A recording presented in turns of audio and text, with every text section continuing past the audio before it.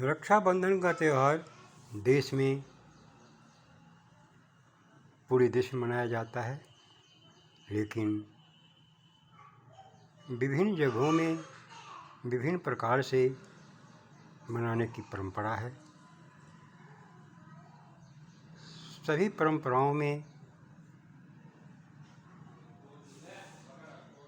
गुणों का संचार किया गया है। गुण ही गुण हैं।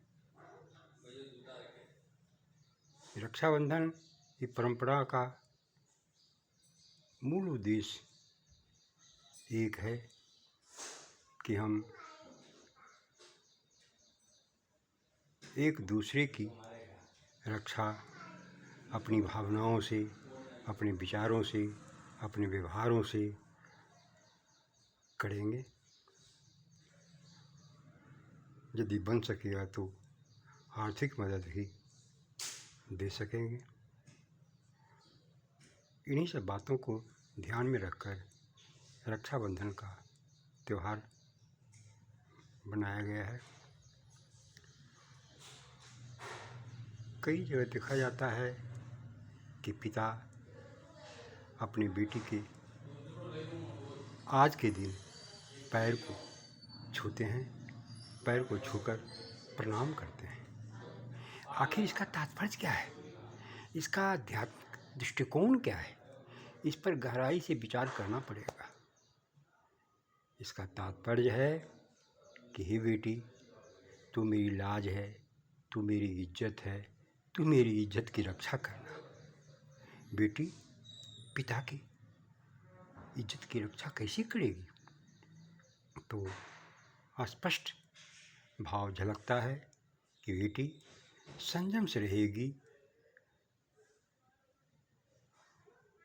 तो फिर पिता की लाज बच जाएगी, पिता का इज्जत बना रहेगा।